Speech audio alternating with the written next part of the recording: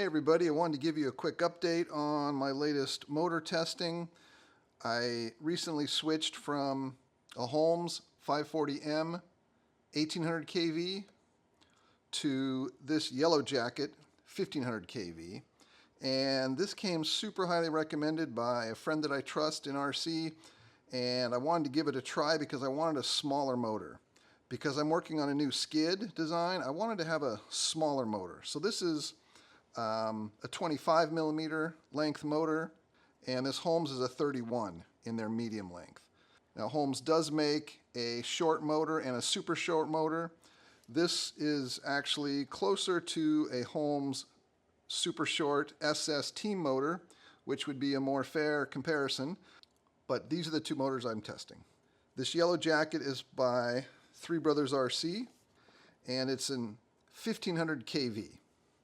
Now, kV stands for RPMs per volt, and unfortunately, motor makers don't provide a lot of data on what their motors do. The only number you're going to find, besides the size and the weight, is the kV. And that doesn't really give an indication of torque or efficiency or runtime or anything else. kV is simply how fast the motor spins when it's given a certain voltage. The lower the kV, the slower the motor spins and the higher the torque per volt applied. I had been running an 1800 kV and I was super happy with that. I was nervous about going to a slower 1500 kV, but 3Brothers RC in the Yellowjacket, they don't offer an 1800. I either had the option of 1500 or 2100. So, because it's a crawler, I always gear down, slow down, make my decisions based on something that is focused on slow creeping crawling. So I went down, but it wasn't without reservations. I'm happy to say though, the results on this Yellowjacket 1500 were astounding. I ended up going to a 10-tooth gear, and I was running a 9-tooth gear. These 9-tooth gears are really small. There's virtually no material left between the teeth. And I have seen some 9-tooth gears fail. I have never failed one, but I've seen them fail. So this is really pushing the limits on what a gear can do at a 9-tooth. But I was running a 9-tooth on the Holmes 1800 kV and was perfectly happy with the torque and the high-end speed. When I went to this slower motor, this being 1500 instead of 1800, should be about 17% slower than this motor if you're just looking at the kVs. And that's not really a great measure, but let's say it's 17% slower. So I geared up to a 10-tooth. There's a 10-tooth on this right now, so that's a plus 11% increase in speed. And what I found was, even though this motor is so much smaller and a little bit lighter and a lower, slower kV, this motor with a 10-tooth, the vehicle is actually faster than the 1800 with the 9-tooth. In reality, it should be a couple percent slower because, again, the speed went down by 17%, the gear ratio went up by 11%. So it should be slower. Very unscientifically, based on my walking pace, this Yellowjacket with the 10-tooth seems to be a tiny bit faster on the high end than the 9-tooth 1800 Holmes. The second thing is, there is more than enough torque. I don't have any problem or concern that there's not enough torque.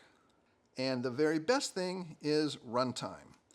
When I went to this smaller M motor, I was running Castle Creations full size. Then I went to a Holmes standard size motor. Then I went to this smaller Holmes medium length. And my runtime kept going down and down and down. So I was concerned about going to such a small motor that my runtime would be down even less, and it makes the experience a little less fun because you have to change your batteries more often. However, again, very unscientifically, going purely by feel, and I drive a lot, I drive at least every other day, a couple battery packs, so I have a pretty good feel for what my runtime is, though, admittedly, I have never measured it. This Yellowjacket has a pretty noticeable increase in runtime over this Holmes. And the final thing is, this Yellowjacket cost me $76, this Holmes cost me $85, so really, this Yellowjacket, I have to agree with my friend that recommended it, this is the best motor I've ever tried.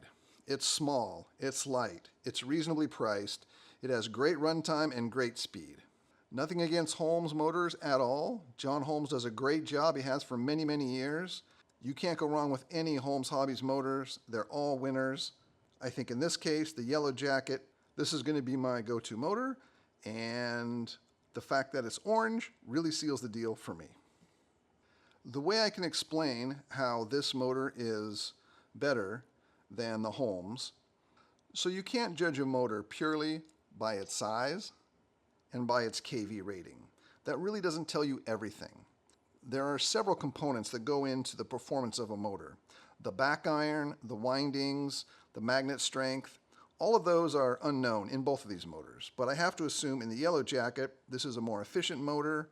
It delivers great torque, great runtime. So I can only speculate that the Yellowjacket has a better design, more efficient windings, stronger magnets that make it perform better. Great speed, great torque in a very, very small package. So I'm really excited to put this on my new skid, which I'll talk about in another video. Also, you might notice I have my motor hardwired to the ESC. My ESC is right up here. My ESC is actually on the front axle, taped to the servo.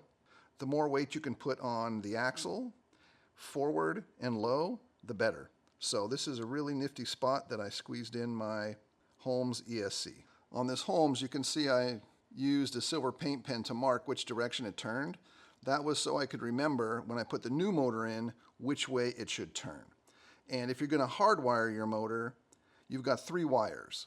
And if the motor's turning in the wrong direction, you just switch any 2 of the wires and that will reverse the direction. You might get lucky the first time, or you might have to do it twice, but if you just swap 2 wires, you can get it turning in the direction that you want.